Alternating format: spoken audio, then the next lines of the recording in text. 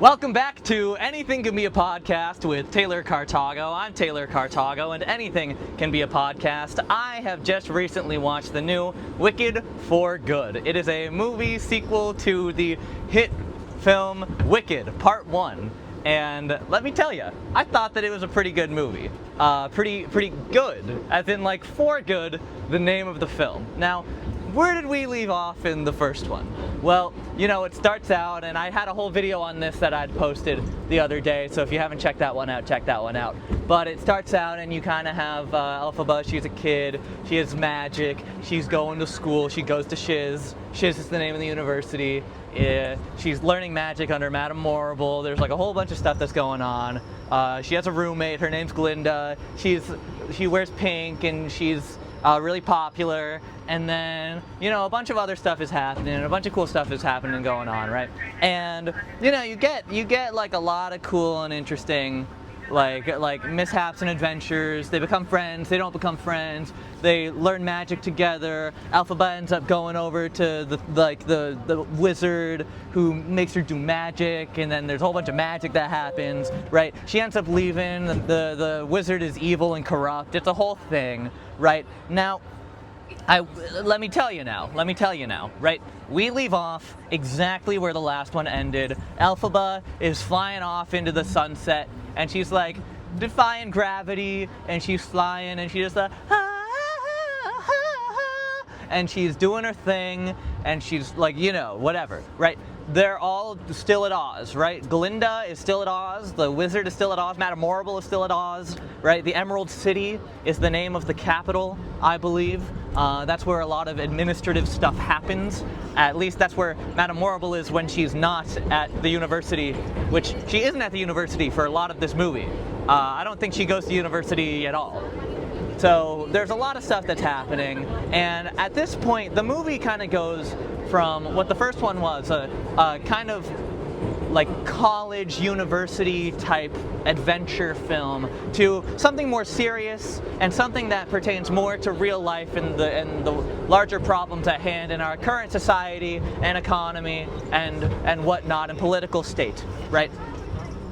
Glinda's like, she's off, she's gone, the Wicked Witch is gone. She is now going into her newfound home with the wizard who has offered her a job, and the wizard is now going like, hey, you can live here and you have this these resources and you can be a face for good, and it's gonna be great, it's gonna be awesome, right? It's gonna be cool. And she's like, oh my gosh, I would love this opportunity. I am so happy this is happening. Madame Morrible is in on it. She is also very high up in the political ladder that is Oz, right? So you have a lot of different stuff that's going on and a lot of different moving parts, and you're kind of seeing that the political makeup of Oz as a nation is very hierarchical. It is very specific, and there's a lot that happens and goes on that is very pertinent to the rest of the story. So I'm setting the scene right now.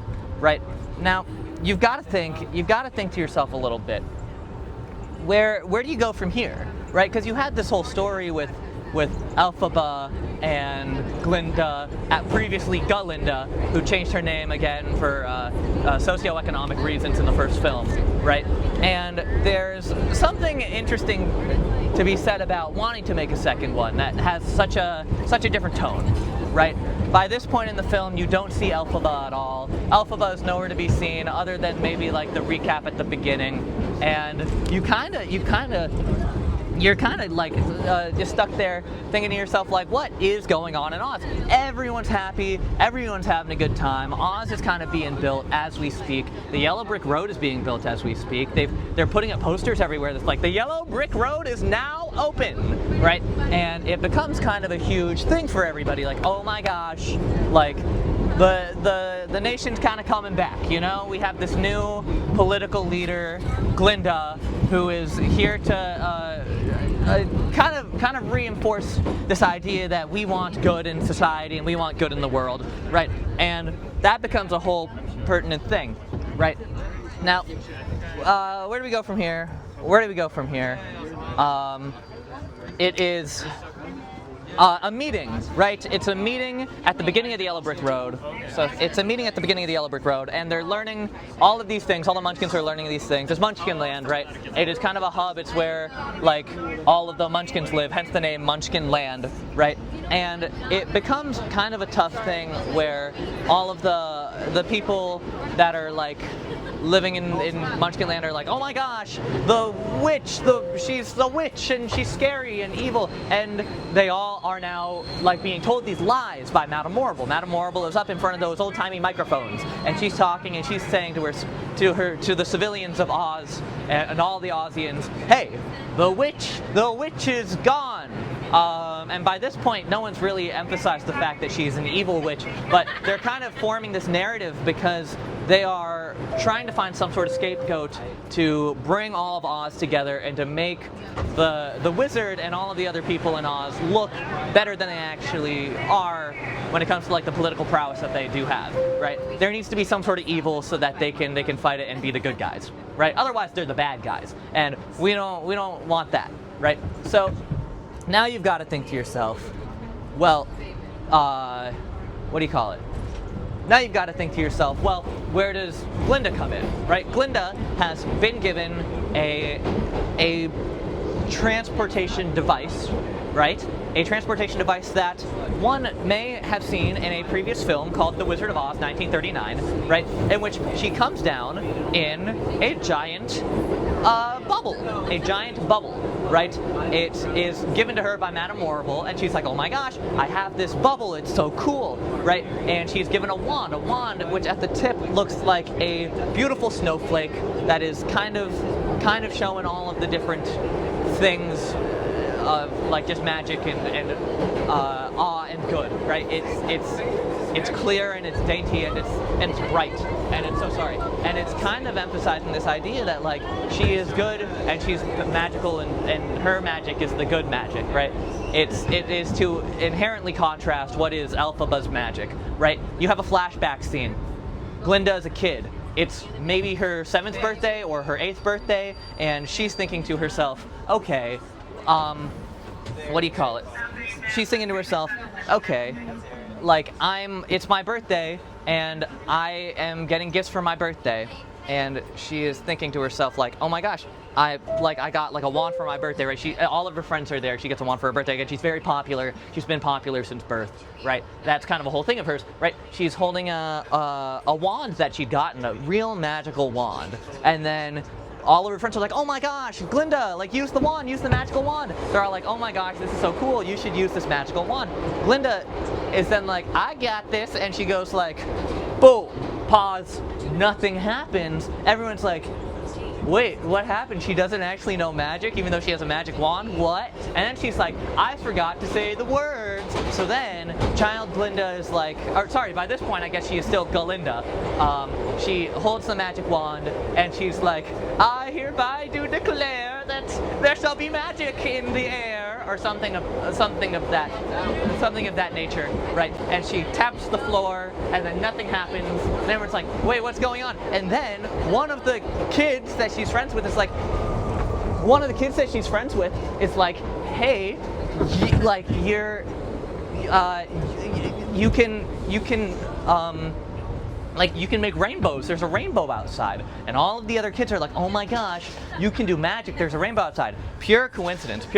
She is not actually magical. She does not know magic, and it's not actually a thing that she has in her prowess. It's not something that she knows how to do, right? But it is something that is like very interesting, because by that point she's told, oh man, I'm not sure like if I have any magical ability, but people rely on me and people like when I do, so I should just fake it till I make it, right? That's her whole ideology, that's her whole mindset. It kind of sets you on this path of knowing like what her mindset is when she is going against what Glinda is doing, right? Or not Glinda, sorry, Alphaba, what Alphaba's doing, right? It creates this kind of idea that she has a different philosophy, because you have seen child Alphaba before, the first film. You didn't see child Glinda, right? So that's kind of what's going on here, right? Her father goes up to her and it's like, hey, kid, you don't know magic.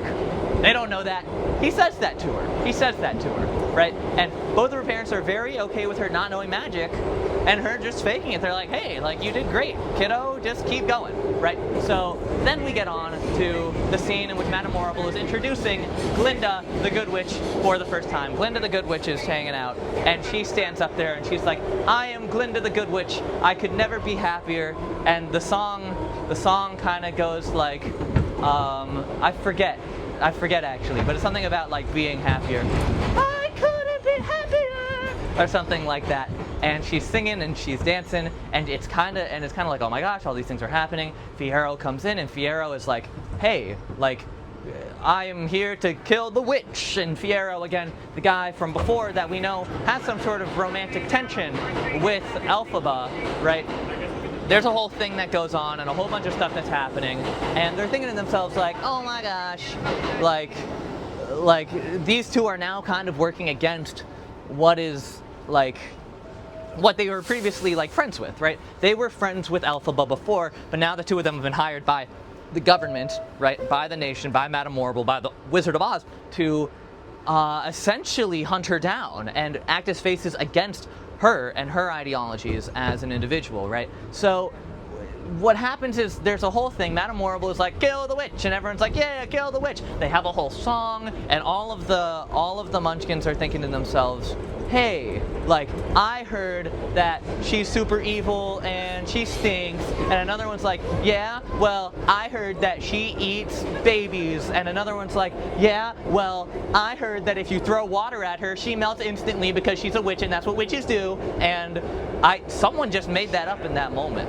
And it just kind of happens that everyone believed her. Everyone believed her, right? It becomes a whole thing where everyone's like, oh my gosh, yeah, I guess witches do melt in water. That's kind of a thing that they do, I guess, you know? So you're thinking to yourself, okay, well, that'll set something up later for sure. I don't know about that other stuff they made up about her, but definitely the she melts in water thing, right? And now, at this point in the film, I don't know if it's in the musical, but they introduce this term, right? In a clock tick, right? And a clock tick is meant to be in a second, but it's Aussian and it's funny. So that's what they say in that movie, right? They say it another like 5 times in this movie, and every time it's hilarious.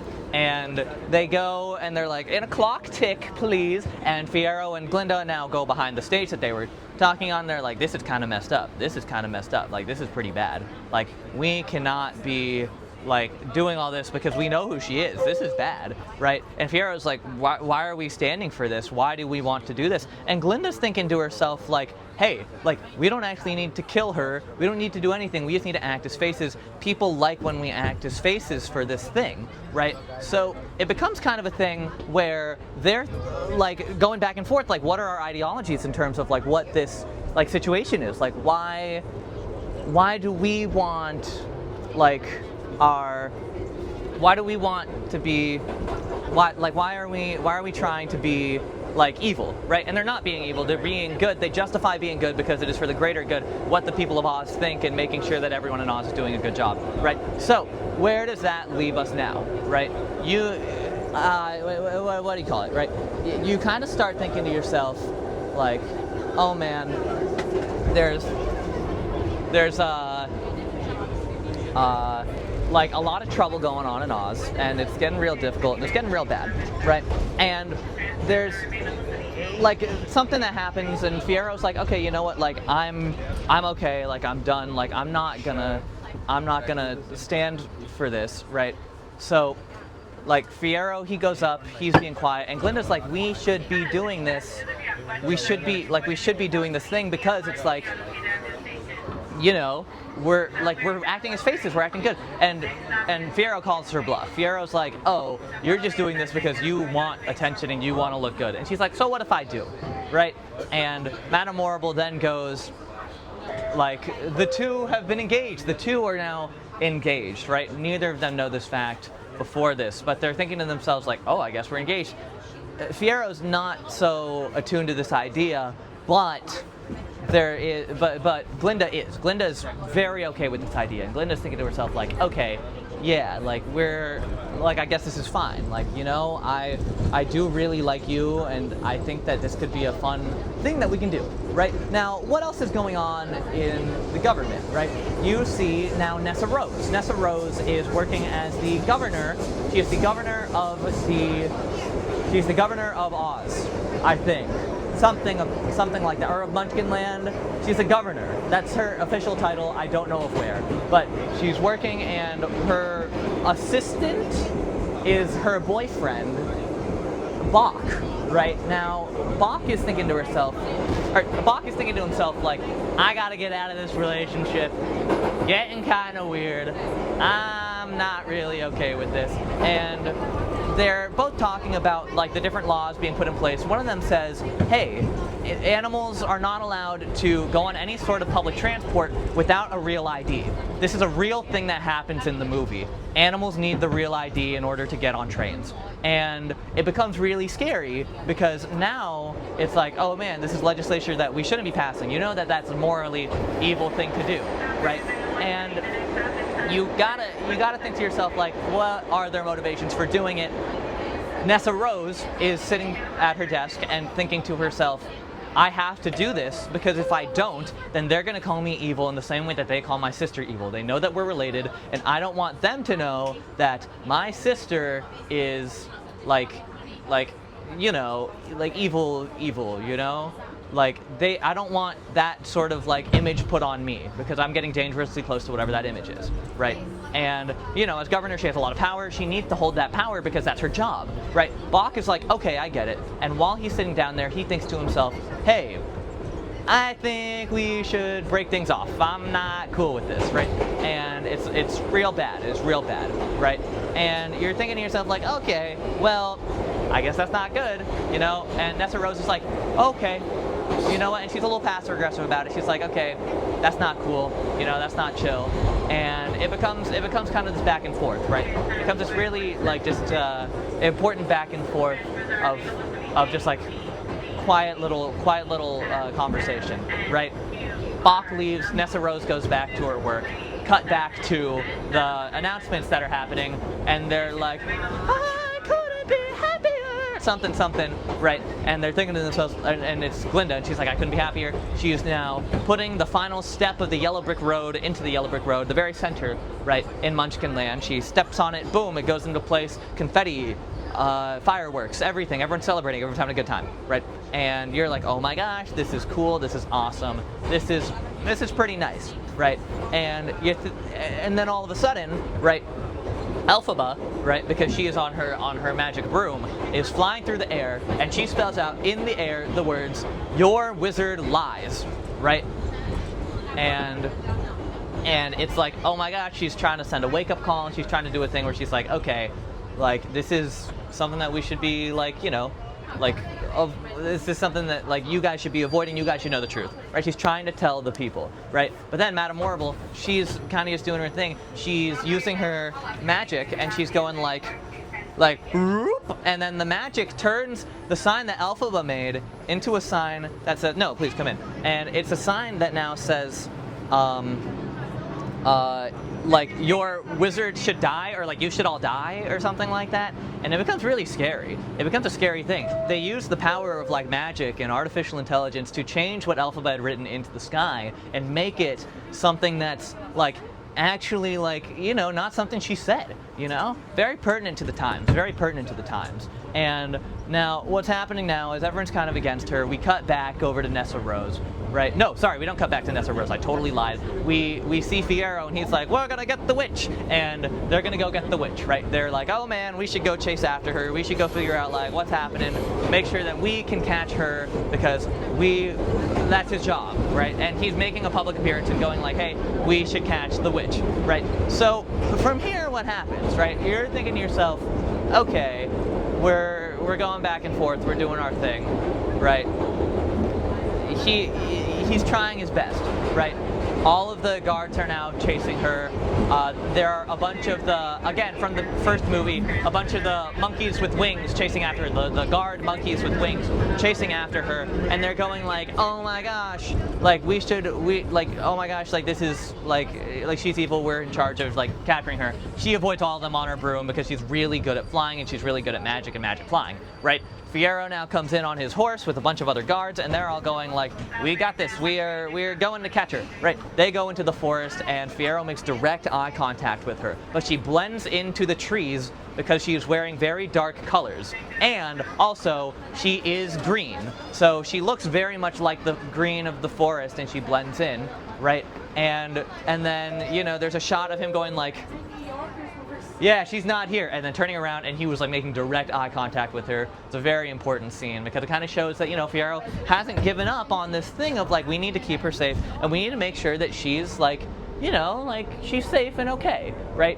Alphaba then goes on to a hideout that she had since created, a little hideout where she keeps all of her magic, all of her spells, all of her newspapers, and all of the things that she likes to put up on the walls, of all the bad things people are saying about her. All of the propaganda posters are being put up there as well, and all the ones that say like, we're gonna kill the witch, and Alphaba is bad and evil, boo-hoo, right? All of those are being put up in her room to kind of remind her of what she's standing for, right? Her ideologies in terms of like going against the government, going against the grain, making sure that like she can make an impact against what is the corrupt town and city and nation of Oz, right? So there's a lot of stuff going on, and it's really scary. She sings a song about how there's no place like home, and she's like, why am I staying in Oz? You know, like why am I in Oz right now if like Oz is a place that has never accepted me, a place that doesn't want me here, a place that will like force the animals and the munchkins to get like real IDs and like permission from the government in order to travel, right? A place where you're not allowed to speak your mind if you're not of the race of very specific humans that live amongst the Ozian people, right? And she's thinking to herself that no, I can't leave, I cannot leave because there's no place like home. It's a little bit of a double entendre because that is the thing that they say in the original Wizard of Oz, there's no place like home. It's kind of recontextualizing what no place like home means, right? In the original film, it was, I am in a place that is otherworldly, I am not supposed to be here, I'm supposed to live in Kansas, Kansas is my home, right? But in this film, it's supposed to be, I can't leave, right? Oz is the home that there's no place like. And it's a powerful message, it's a really powerful message because it's kind of showing that like, people stay in their homes and their places where they've lived their entire lives, not because it's the best place on earth. All of us have our struggles, but because it's the place that you call home and there's no place that you can go otherwise. It's the place that you feel the most at home in, and you want to, instead of leaving and being cowardly, fight for what that place is. Again, very pertinent to our current times and our current situation in the world, you know? And while she's singing this song, it's like there's no place like home, and she sees all the animals on the yellow brick road, and there's a little tunnel under the yellow brick road that they're all going into, right? And she's like, no, everybody, please don't go into the yellow brick road. And they're thinking to themselves, all the animals, like, oh my gosh, it's it's Alphaba, she's chill, right? And all of them are going in, and all of them are like, I don't know though, this is the only place that we can go. And she's like, you don't want to fight? You don't want to stay here? They're like, we can't stay here. It's not safe for us, it's not okay. And she's like, no, please, you guys should be like empowered to stay because this is our home. And they almost got her, right? The bear that delivered her as a baby. The bear that delivers her as a baby, because remember in the first movie there's a bear that delivers her as a baby, right?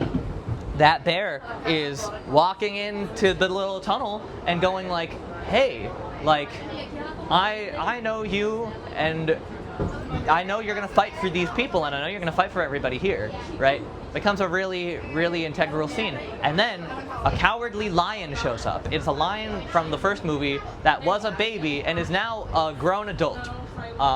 The lion is now fully grown. I don't know how fast lions age, but they aged fairly fast in this situation. And the lions are now thinking to themselves like, ha! Like, she's evil, she took me out of my cage as a kid, and I had to live on my own out in the wild, right? Alphaba at the time thought this was a very good idea, trying to get the lion out of the cage, but since then has realized that the lion liked being in captivity almost, and had been kind of brainwashed into thinking that the cage was his home and that was the place where he should be, right? So you have this kind of like differing ideology, and it's kind of used against her. Now the animals are like, oh, she did this to you. Alphaba's a bad person because she took you out of your home, the cage that the Wizard of Oz put you in. Obviously that's a better thing, you know, but it's the, what do you call it? It's the Plato's allegory of the cave, you know? He's living in this spot and he's doing these things and he's like, okay, well, I don't want to, like, I didn't want to leave, you know? So he's thinking to himself like, okay, well, what happens now? What happens next, right? And you kind of keep going. You kind of keep going. And you think to yourself like, oh geez, oh man, like there's like a lot of stuff that's happening, a lot of scary stuff that's happening, right? And people are now trying their hardest to, like, you know, make Oz the place that it should be. We cut back to Nessa Rose. Nessa Rose is working in the governor's chair, and Ethan Slater, who plays Boq, is trying to get onto a train, and then the guards at the train are telling him, you can't go. A new law has been put in place by the state, by the governor, that you, a munchkin, need your real ID to get on this train, otherwise we will not let you on. And there's a scene where there's a family of 3 trying to get on the train, and they get kicked out. They get kicked out by a guard because they're not allowed to get on the train. And this was kind of a big moment. This was kind of a big moment, right? By this point, Boq had picked up a newspaper, and the newspaper said that that Glinda and Fiyero were to get married, were to get wed, right? To be wed, right? And he's like, I want to go to this. I need to tell her how I feel, right? That's why he broke up with Nessa Rose to begin with, right? Because he originally had a crush on Glinda, right? And Nessa Rose is not taking this well. Nessa Rose is thinking to herself, like, he is one of the only people I've ever had in my life that truly gets me. My sister doesn't even get me. She abandoned me and my father who was kind of an asshole. And she's bad. And, you know, it's kind of like an interesting thing, the two of them, their dynamic, because they both are sisters and they have that sisterly love, but also objectively they have different ideologies and they don't like each other, right? So where do we go from here, right? Alphaba is now like she comes in using her magic powers into the governor's chair room, and she's like, hey, shh, be quiet, like, I'm the governor. You're the governor, and I just wanted to see you. I wanted to talk to you. And Nessa Rose is like, no, you can't do that, dude. Like, you can't do that, right? And it becomes kind of an interesting little exchange where they're like, oh, okay, well now, I guess, what do we do? You know, like, how do we,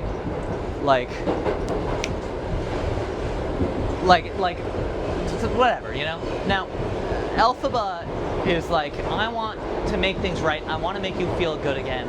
And Nessa Rose is like, I don't know how you can do that. There's no way, right? Like, you've messed everything up. It's bad. It's not good. It's just like, what's happening? What's going to happen? I don't know. Now, Alphaba takes this as a sign to open up the little book of spells, the evil one. And the evil book of spells has a spell that will allow Nessa Rose to start flying. It makes her shoes, which were originally like a silver, into ruby. And they are now ruby slippers that she is wearing, right? And the ruby slippers allow for her to propel her entire body into the air and to fly, which is kind of just like a dream-like thing. She's like, oh my gosh. And she's having a good time. And Alphaba's like, I did this to cheer you up. This is great. I'm cheering you up. And then Boq comes back in. Boq is not like Alphaba. Boq is like, he's evil, he's fallen for it. He's like, this is bad, right? And Boq comes in, and Boq is like, you know, because he's like assistant to Nessa Rose, he's carrying his teas. He's like, well, what's going on here? You did this, and Nessa Rose is like, no, it's okay. I'm having fun. I'm having a good time. And Boq is like, okay, I'm gonna go.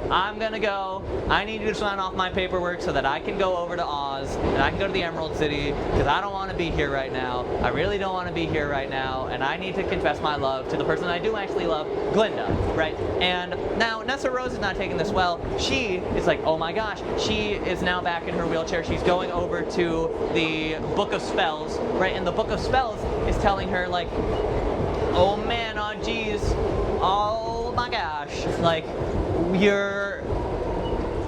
you're like here's the spell that will like give you his heart, right? Like his heart is now yours, and she gives the spell. She's like, I wish his heart was mine, and she's speaking in Latin, I think, and it's a bunch of scary different stuff, and it's like, oh my gosh, like what's going on, what's happening, right?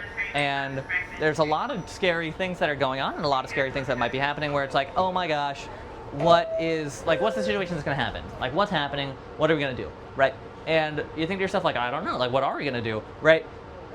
It becomes kind of an interesting thing where Alphaba is now like scared that the spell is gonna be ruined, right? And you see Nessa Rose is messing it up. Boq is now having a heart attack. He falls to the floor. He's like, my heart, it feels like it's shrinking. He's on the floor. He's like, oh my gosh, what's going on, right? Now, this is a scary time. This is a really scary time. And Alphaba is like, no, get out of here. You're messing it up. I'm trying to fix it. Nessa Rose leaves. Alphaba gets back into the thing, and it's like, okay, we gotta fix this somehow, right? So what do we do? Like, what do we do, right? Alphaba is reading the thing, and it's like, I guess there's a spell that will turn him into a Tin Man. Tin Man. Like from the first one. And there's the Tin Man. He becomes a Tin Man, and he's like, "What have you done? What have you done? I'm the Tin Man now." Oh, and he's walking around, and it's hard for him to walk because he's Tin Man now. And he's like, "No, this is bad. This is bad. Why'd you do this?" And he blames Nessa, but he also blames Alphaba because they both did this together. They kind of both messed up on this front, and it started out as Nessa Rose's problem, and Alphaba did her best to fix it. Alphaba's actually doing a pretty good job, pretty decent job. He could have died, and she was like, at least now you're a Tin Man, right? He walks out of there scared and angry, like, oh God, this is bad, I will get both of you for this, and he leaves, right? And Nessa Rose is like, what have I done? Like, what's going on? Oh my gosh, what's happening, right? Now, by this point in the film, Alphaba's like, well, things are getting pretty bad. Things are getting pretty bad, right? I know that there's a wedding that will happen soon, and the wedding is getting like pretty close, right? It's between Fiyero, her long-lost lover, and Glinda, her long-lost old roommate, right? And the two of them are kind of going back and forth and talking and doing their thing and going like, okay, well, there's got to be, right? Like, there's got to be something that, like, that can fix this, right? There's got to be something that, Sorry, where am I? No, sorry. Alphaba is walking into now where Glinda lives, right? Glinda is living in like a bright pink room, but now wearing blue, like a baby blue, in order to kind of show her the good witch persona, right? Along with the bubble, right? She's wearing the blue, and it's a whole thing, and she's like getting ready for her wedding day. And everyone's like, oh my gosh, she's about to get married. Glinda is now seeing Alphaba there and is like, oh my gosh, what are you doing here? Like, what are you doing here? You're not supposed to be here. Like, you can't be here right now. Like, this is, like, whatever, blah, blah, blah. But they're friends. They're friends, and they like seeing each other. And Glinda's like, you can be good, and we can help you, and I want to help you because you're my friend, right? And Alphaba's like, okay, no. Like, I want to set things straight with the wizard. I want to do what's right, and I want to do what I can in order to make this, like, real, and make sure that, like, the wizard is, like, like, the wizard is in his place, right? So she leaves that conversation, and she goes over to where the wizard is in the castle, and she's now talking with the wizard, and the wizard's like, Glinda, what are you doing here? And Glinda, or sorry, not Glinda, Alphaba. Alphaba's like going into the thing. She's threatening him, like, oh my gosh, what's happening? What do you, like, oh, blah, blah, blah. And then the Wizard of Oz, right? The wizard's like, I can help you. I can help you. Yeah. And he's now making arrangements with Alphaba. Glinda comes in and is like, oh my gosh, what's happening? Glinda's like, yo, like, I'm trying to help her. They're all trying to help each other, and it becomes kind of an interesting thing, right? Where it's like, oh man, like, how do we, what do you call it? Like, how do we help each other out here? They come up with an agreement, right? Alphaba will be a good witch. Alphaba will be seen as a good witch if Glinda ends up being, what do you call it? I think we should get off here, if that's all right. turn back around. I got places to be. But now you kind of see Alphaba like talking, and the song "Wonderful" starts playing. Alphaba is now thinking to herself like, okay, well, wonderful. We can be wonderful. They're singing this song, and they're like, okay, like this could be great. This could be awesome, right? Like if you were working here, it could be a great time. It could be cool. And Alphaba has like 2 or 3 rules. And one of them is like, you got to set the animals free, you know? Set the animals free. It would be good for them. It would be great. Set the monkeys with the wings free. They don't need to be spies anymore. They don't need to be your servants. Just let them go, you know? And she's like, awesome, totally, I can do that. That sounds fair. Reasonable thing to ask for. I get it. Totally fine, right? So now she's thinking to herself like, you know, there's, like, this is something that we should probably be careful of, right? Now, they're agreeing. The wedding's about to happen. The wizard and Alphaba are talking right before the wedding, right after their hit musical number "Wonderful." They're like, "Wonderful, it will be wonderful, and things are wonderful." You know, they did like after the whole number, right? They had a whole thing where they like looked around like the wizard's room, and it was like pink and green, and it was a spectacle, right? And now you're thinking to yourself, oh man, like things are looking up in the world. Things are looking good. Things are happening. It's getting cool out there, right? And there's kind of this thing where they're like, okay, well now, like, what do we do, right? Like, how do we execute this? The monkeys are being set free. The wizard, because he is a little bit of a magician, he like puts the key in her hand without her knowing, and is going like, okay, well, you know, like there's, you open up the cage, you know, open up the cage. All of them will be set free. There's one, and I forget the winged monkey's name. But he has a name and he shows up every once in a while, and he doesn't talk, but he's like, oh, like there's like, they're like, you're free. Tell them you're free. And he does his like thing. He goes up into the cage and tells all the monkeys that they're free. They all leave. They all go out into the sky, and they're like free, right? Except for the one monkey that was told you, that like the one monkey that they were talking to that Alphaba's friends with, right? And now the wedding is happening, right? Fiyero and Glinda are getting married. Glinda is more okay with this than Fiyero is, right? And it becomes kind of a whole thing. Right? There's a long hallway. Everybody is there. They're all watching. It's fun and it's interesting, and it's a sight to behold. Madame Morrible is there too. I think she's officiating, right? And now, what happens next? Yes. So right before Alphaba's about to go out there and like say hi and like do all these things and be a good person and whatever, one of the winged monkeys goes up and is like, oh my gosh, I gotta show you something. Not speaking, it's still a monkey that doesn't talk, right? Pushes a giant round photo of the wizard across the room, right?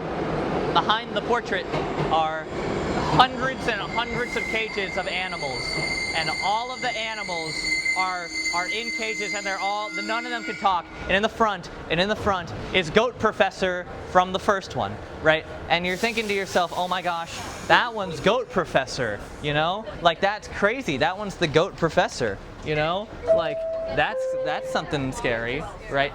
And well now you're thinking to yourself like, well, this is messed up. You know? That's Goat Professor Dr. Dilliman, right? He should not be in a cage, you know? Thank you. Yeah. So, guess what Glinda does next? Or not Glinda, Alphaba. Alphaba opens up all the cages, and the wizard's like, let me explain. It's not as bad as it looks. And Glinda's like, I know how it looks. It's pretty bad. Isn't it? So, she opens up the cages, and now what's happening is like, all the animals are running free, but the only exit out of the room is the wedding ceremony. So now the wedding ceremony's messed up, right? All the animals are running through, and none of them can talk, none of them can explain each other, and all the animals are running through, and Madame Morrible takes this as a shot at Alphaba. And Alphaba then goes like, Alphaba's like, oh my gosh, like, what do you call it? She's thinking to herself, oh man, geez, like, like they're gonna think I'm a monster now. She's not a monster, but they all think that, right? And this is Wicked for Good. It's a movie that has just come out.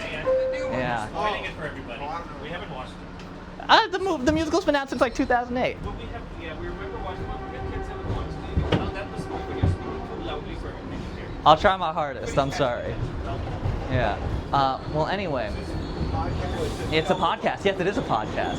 Yeah, anything can be a podcast with Taylor Cartago. I'm Taylor Cartago. Anything can be a podcast, right? So now, what ends up happening is you have Madame Marvel. She's like, oh my gosh, like this is pretty messed up. This is pretty bad, right? It's the witch. She's doing her thing. It's not good. It's not good at all, right? And they're doing their thing and they're talking and they're hanging out and they're like, oh my gosh, like this is messed up, right? Alphaba then leaves. She's like, I can't be seen here. The wizard's like, okay, well, I tried, right? Madame Marvel's like, well, I guess we tried, right? But before she leaves, she goes over to the wizard and like uses her broom and boom, like holds him against the cage, right? And it's like, hey, you're trapped here now, buddy. Fiyero, because it's like his wedding, he's right in the other room. He comes in and he's like, oh my gosh, like, what are you guys doing here, right? He has weaponry that he is using to then like hold Alphaba hostage, right? It's only the wizard, Fiyero, and Alphaba in the room, right?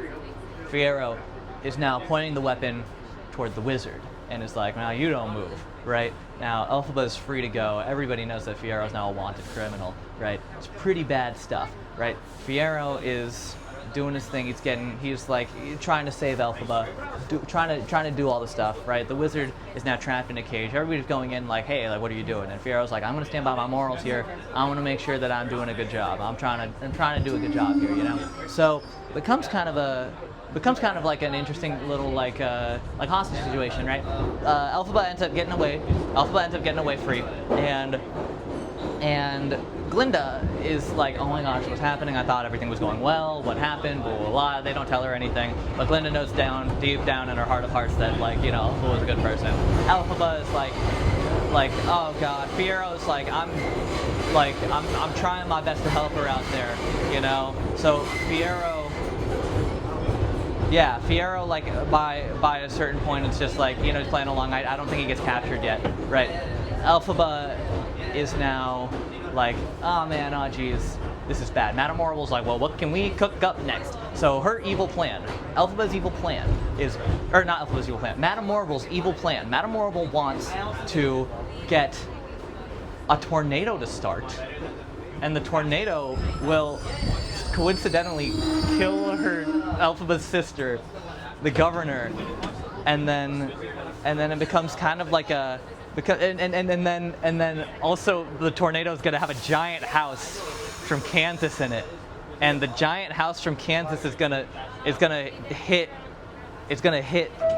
like Nessa Rose while she's outside, because we know she's going to be outside in the middle of the night during the tornado, and then she's going to die, and that was her plan, and it worked, and the house had Dorothy. It had Dorothy in it, right? Dorothy from The Wizard of Oz, 1939, right?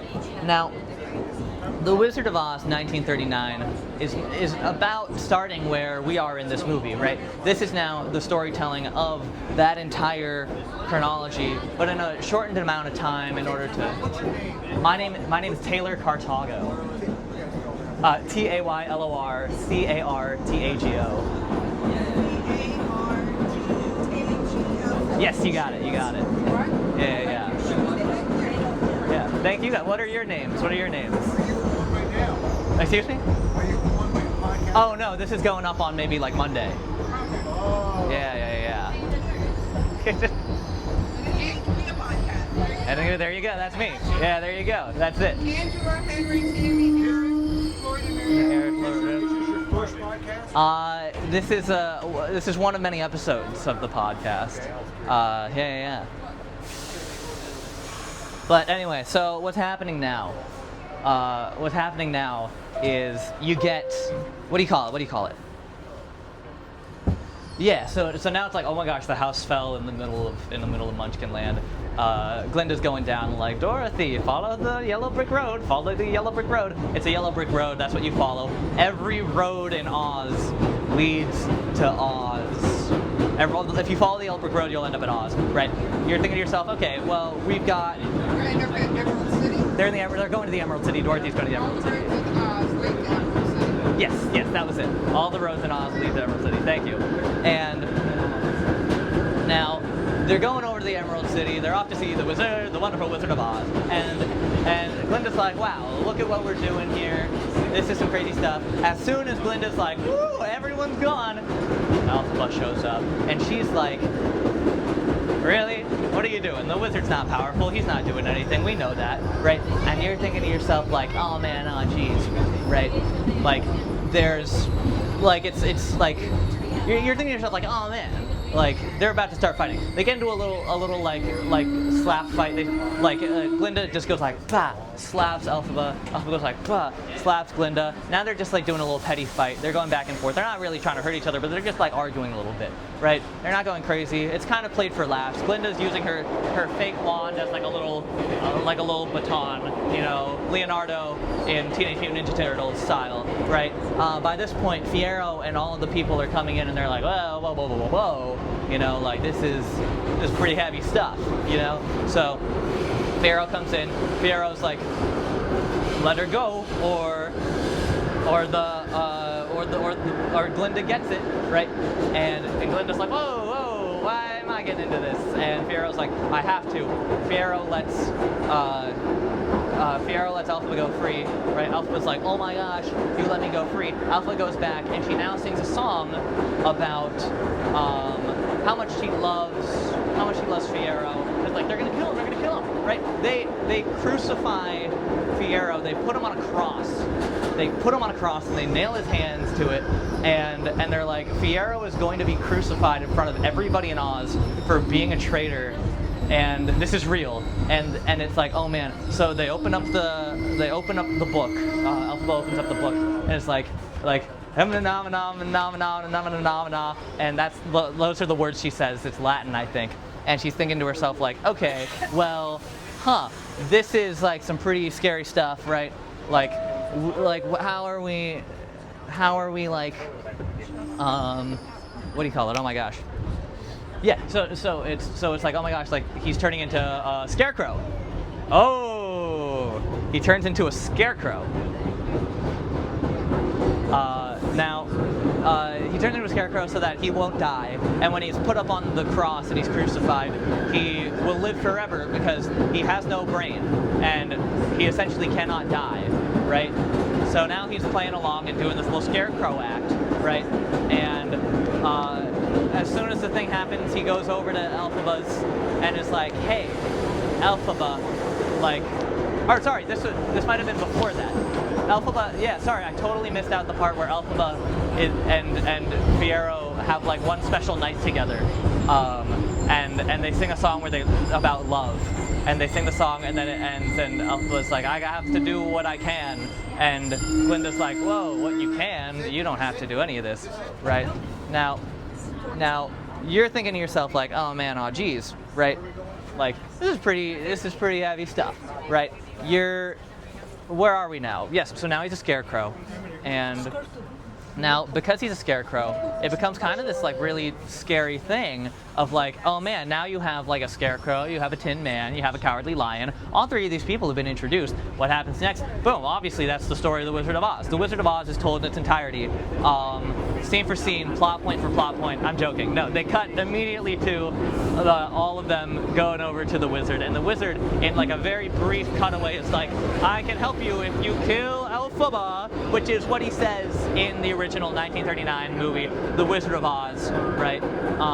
So he's like, you should kill Alphaba, right? He tried, like, all of them are now like, oh, well, now we're on this journey, Everyone's like, oh man, like, you're really doing it, you know? Like, you're really doing it. Alphaba's now really depressed, you know? Like, she had her sister die to a tornado house. Her sister's glowing shoes are now being stolen by Dorothy. Like, her soon-to-be husband turned into a scarecrow. Her ex-brother-in-law is a Tin Man that wants to kill her. It's really bad. And now there's a scene where they're like lighting pitchforks, and lighting torches and grabbing pitchforks, and they're going down the streets of the Emerald City, and they're going like, kill the witch, burn the witch. And there's a scene where there's the Tin Man, played by Boq, Ethan Slater, and he's like, oh, look at what she did to me, and look at what she did to me, and it's obviously a lie. It's obviously a lie. He was kind of fed this delusion, and they picked him specifically to go on this journey because they knew that he would feed into this delusion, right? And he's going around and he's like, everybody, look at these awful things that have happened. I'm a Tin Man. I'd be upset too. I'm just saying, like, that's kind of messed up. If that happened to me, I'd be kind of upset too. You know, like, I wouldn't be quite too happy with this happening, right? And, well, oh, so sorry. Now, what happens next is quite interesting because you see, yeah, okay, so what happens next, you're standing there and you're like, oh my gosh, like, they're all gonna try to get her, right?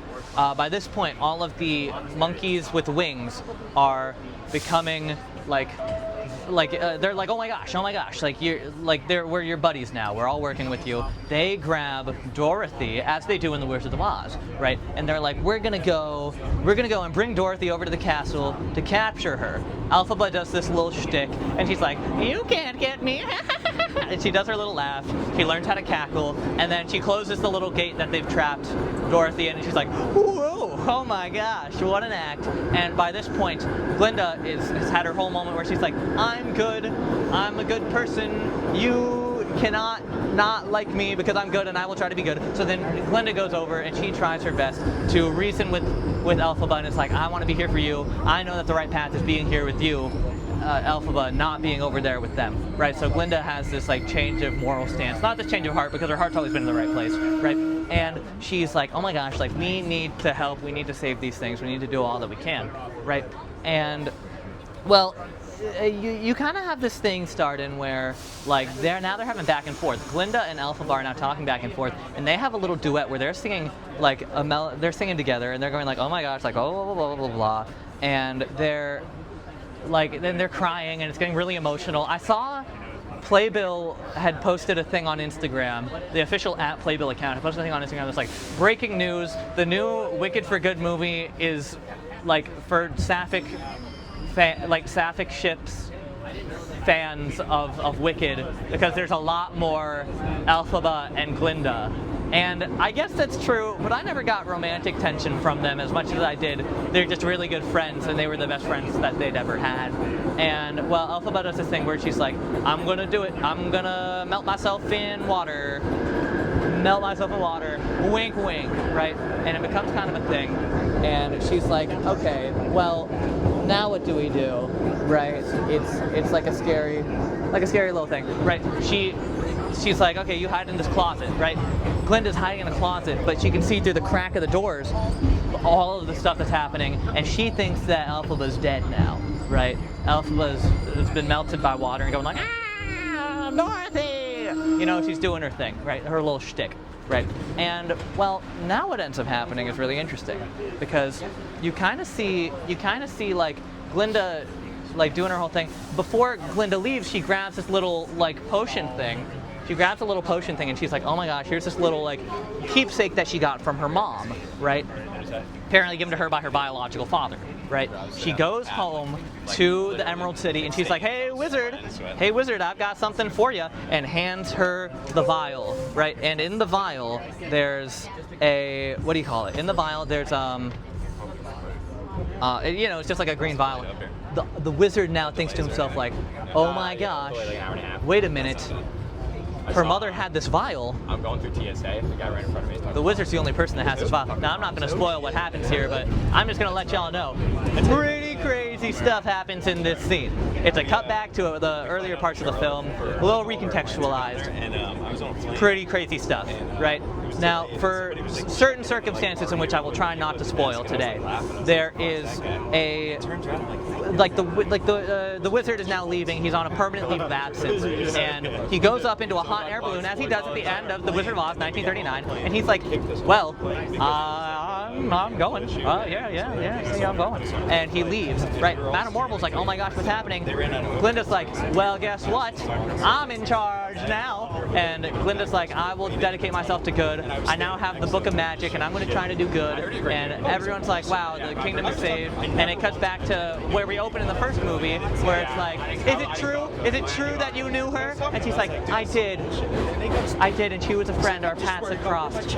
And I will try to be as good of a person as I can. And I'm whatever. And all the animals are now free. She's like, I free the animals, and all the animals come out of their like cells and their cages and stuff. And some of them relearn to talk. It's great. Dr. Dillerman goes back to the university into his old classroom, and he's like, oh my gosh. He doesn't talk though. I think he just walked into the classroom and no one stopped him. And well, now it becomes kind of this crazy thing.